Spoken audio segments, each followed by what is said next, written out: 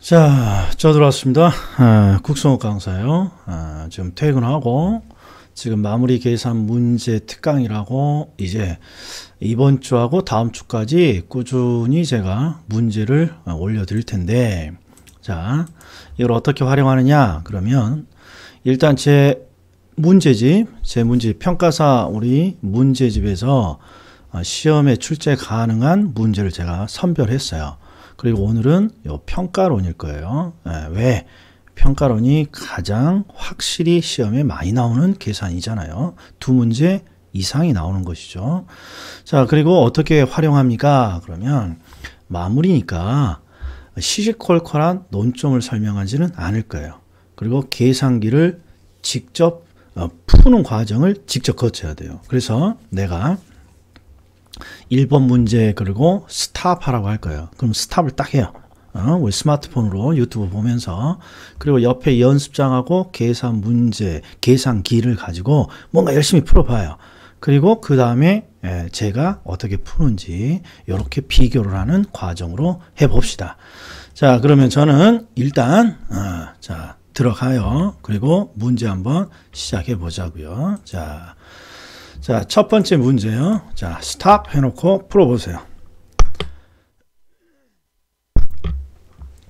자, 1번 문제. 1번 문제는 시상가액을 조정하라는 문제죠.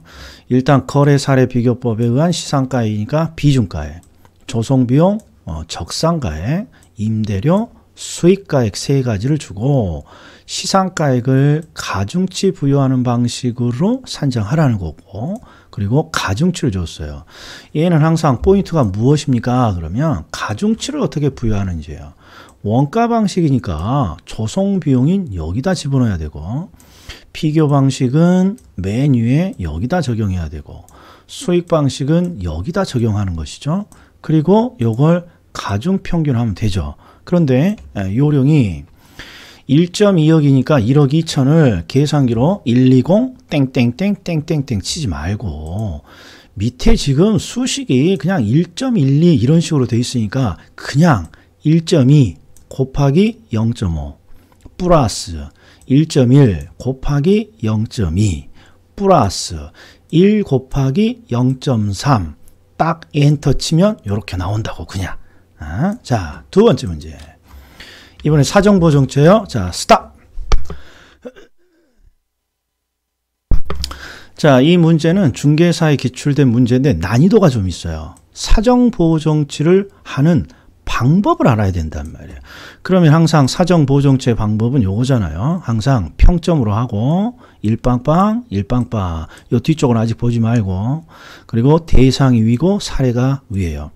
그리고 지금 사정이라는 건 항상 사례에 개입되어 있는 내용이니까 요 사례에다가 여기다가 플러스 얼마를 할 것이냐 마이너스 얼마를 할 것이냐 요걸 찾는 거예요. 그러면 자, 수식이 1000제곱미터인 토지를 1억에 구입했으니까 1000으로 나누면 요거 떼면 10만원이잖아요.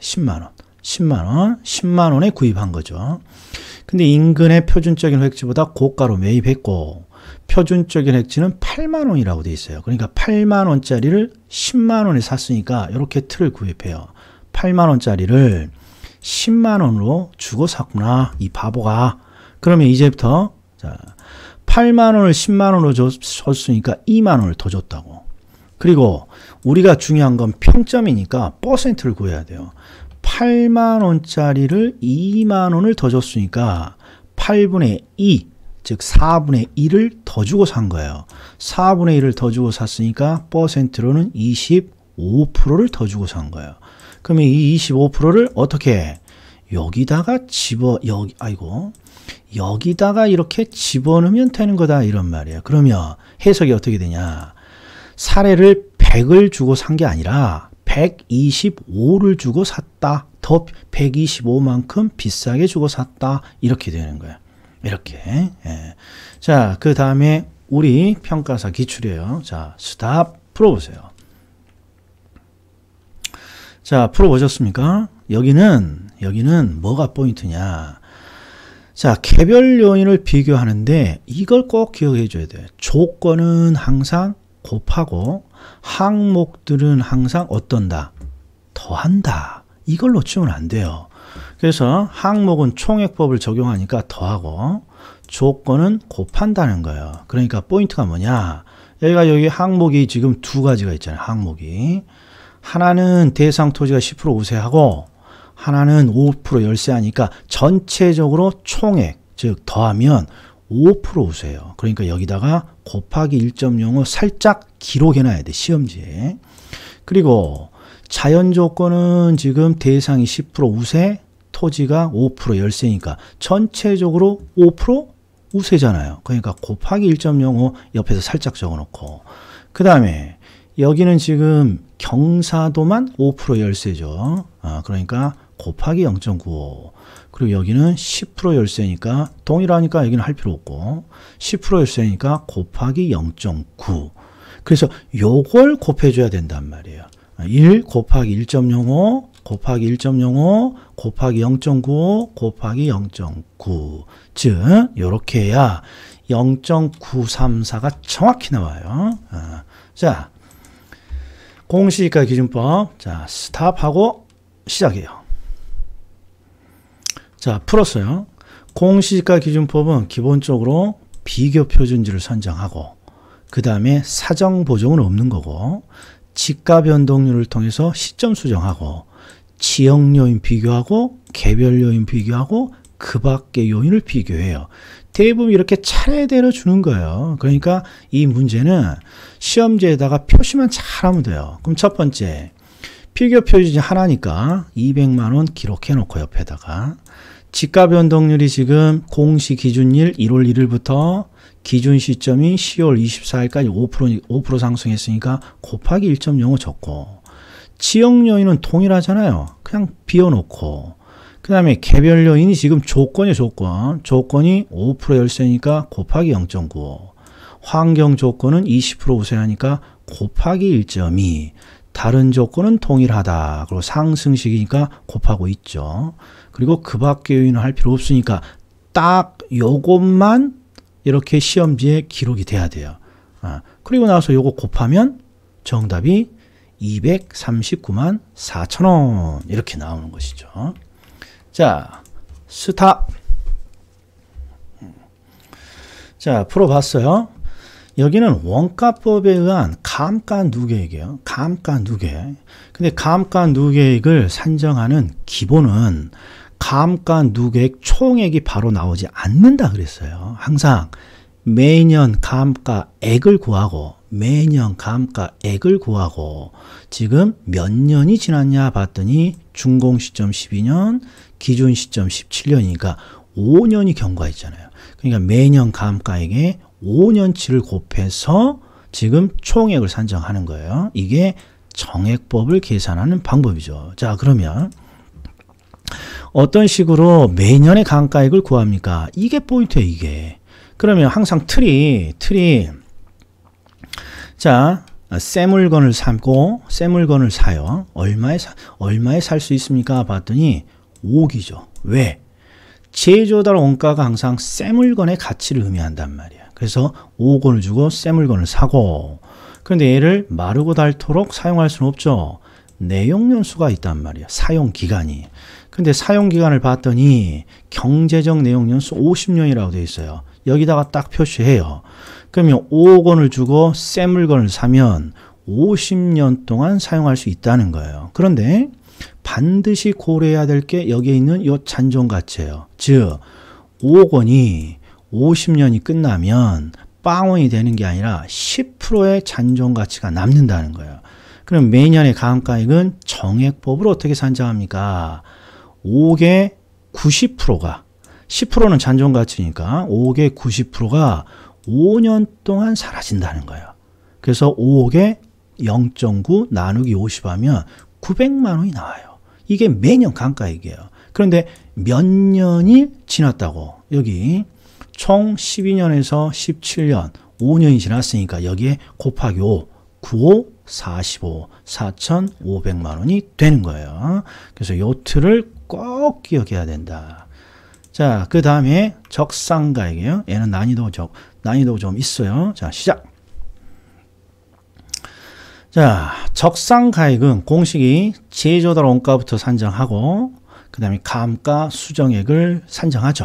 근데 감가 수정액을 산정할 때 정액법이니까 매년 감가액을 산정해서 경과년수를 곱하죠. 그런데 사용 승인 시점이 18년, 기준 시점이 20년이니까 이 몇 년? 2년이 경과했죠. 매년 감가액에 2년을 곱하면 감가 수정액이죠. 자, 그러면 제조달 원가부터 보자고요. 자, 제조달 원가를 산정하는 요 틀을 꼭 기억해야 돼요.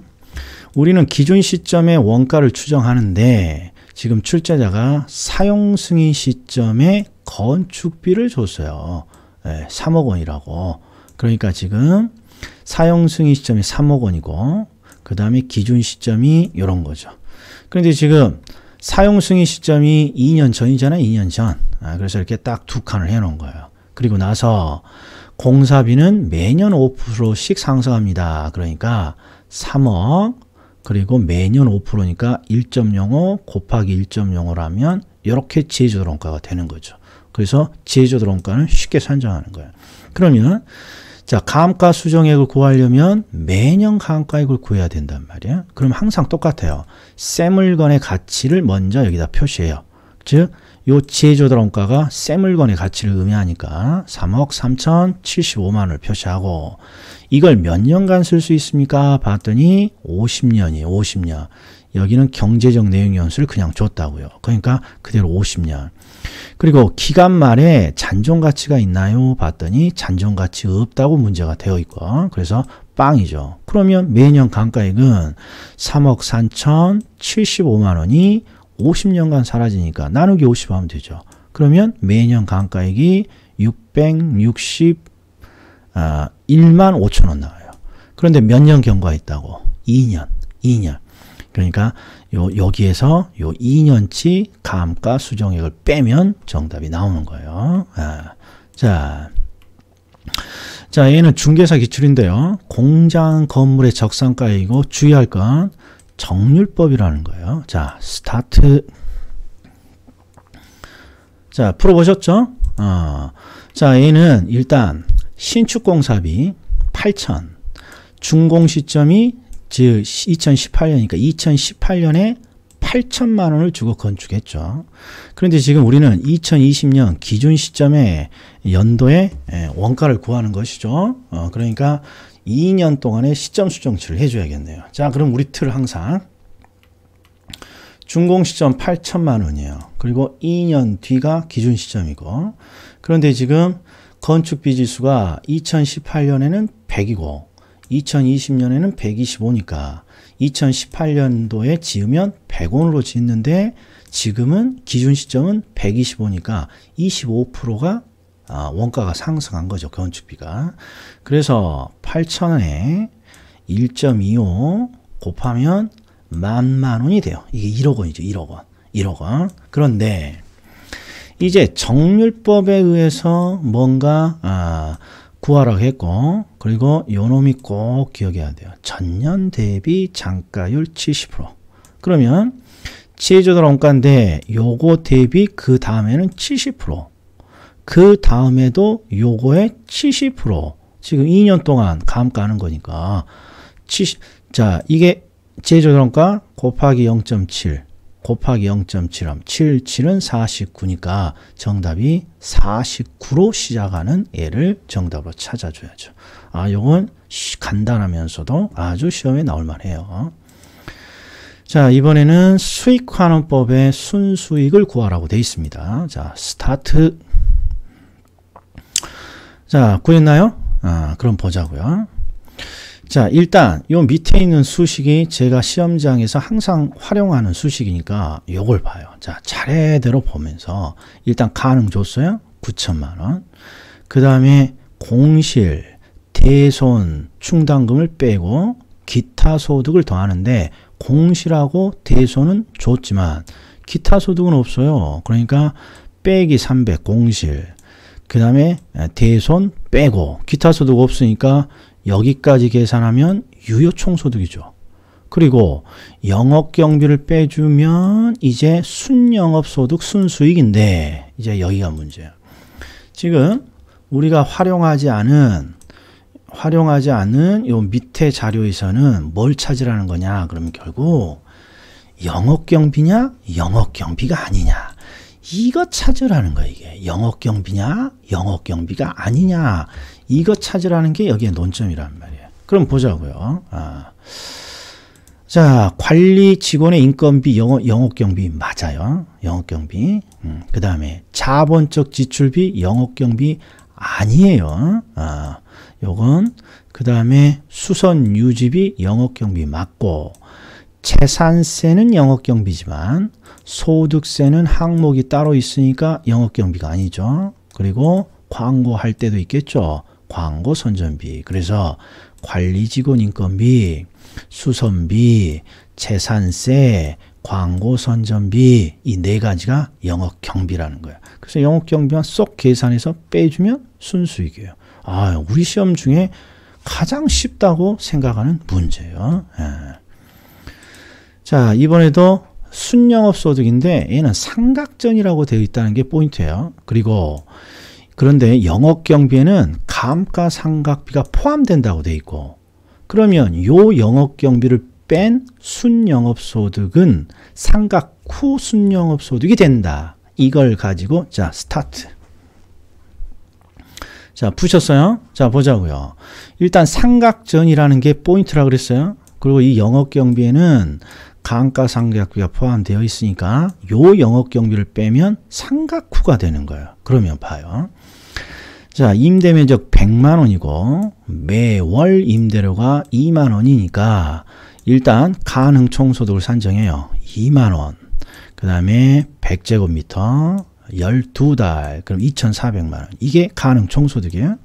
가능총소득이고 공실 있죠, 공실 마이너스 5% 하고, 그리고 영업경비가 유효총소득이 60%니까 마이너스 60 하면 되는 거예요. 자, 요 수식이 익숙하게 돼야 돼요. 가능총소득 5%를 빼면 유효총소득의 60%가 영업경비니까 영업경비를 빼면 이렇게 되는 거예요. 우리 계산은 2,400 곱하기 0.95라고 해야죠. 마이너스 5%는 없으니까 2억 4천에 곱하기 0.9 곱하기 0.4를 해줘야죠. 그러면 이렇게 나온 순영업소득은 상각비가 고려되어 버린 상각 후 순수익이죠. 왜? 영업경비에 감가상각비가 포함되어 있으니까 결국 감가상각비를 고려한 상각 후 순수익이 되는 거예요. 그런데 삼각전을 찾으라 했으니까 요것만 다시 플러스 해주면 되는 거예요. 요것만 다시, 즉 200만 원을 플러스 해주면 되는 거예요. 그래서 11, 120 이렇게 되는 거죠. 자, 이번에는 환원율 계산하는 거예요. 힌트, 환원율은 수익률이다, 수익률이 아니다. 수익률이라고요. 자, 스타트. 자, 여기는 지금 현재 부동산의 가치가 3억이고 지금 자본 환원율을 구하라겠으니까 수익률이니까 얼마짜리 투자했는지는 우리가 알았고 결국 요걸 통해서 순수익만 찾으면 되죠. 그럼 보죠. 자, 가능총소득 2천만 원, 1000단위 뗐어요. 그 다음에 공실 있네요. 3천 빼고 기타 소득은 더해주고 그러면 여기까지가 유효총소득, 그리고 영업경비가 4,500이라고 돼 있으니까 450이라고 돼 있으니까 450 빼면 그냥 1,350만 원이에요. 1,350만. 요걸 뭘로 나눠주면 돼요? 3억으로 나눠주면 되죠. 3억으로. 1,350만 원 나누기 3억 해주면 4.5%가 되죠. 이런 건 정말 20초 만에 풀어내야죠. 20초 만에. 자, 이번에는 수익가격, 오리지널 수익가격이에요. 자, 한번 스타트 해보자고요. 시작. 자, 푸셨죠? 여기는 수익환원법 중에 환원율을 줬으니까 결국 요 앞에 요 사례를 통해서 순영업소득을 찾고 환원율로 나눠주라는 뜻이죠. 순영업소득을 환원율로 나눠주는 것이죠. 자, 그럼 해보자고요. 이건 조금 복잡해요. 가능 총소득 5천만 원, 여기다 5천만 원 기록하고, 공실이 있어요. 5%, 그러니까 5%를 빼면 그 나머지가 유효총소득이죠. 유효총소득. 그리고 영업경비를 빼면 이제 순영업소득인데, 결국 좀 전에 풀었던 문제랑 똑같이 이 중에 어떤 게 영업경비고 영업경비가 아닌 게 뭡니까? 선별하라는 거예요. 봤더니 유지관리비는 영업경비죠. 가능총소득이 3%니까 5천에 3%, 150만 원. 부채서비스액은 영업경비가 아니에요. 별도 항목이니까. 그 다음에 화재보험료 영업경비 100만 원. 그 다음에 자, 관리인의 개인적 업무비는 영업경비가 아닙니다. 이거 잘 나온다고요. 개인적 업무비 영업경비가 아니죠. 그러니까 영업경비는 결국 250만 원이야. 250만 원. 250만 원.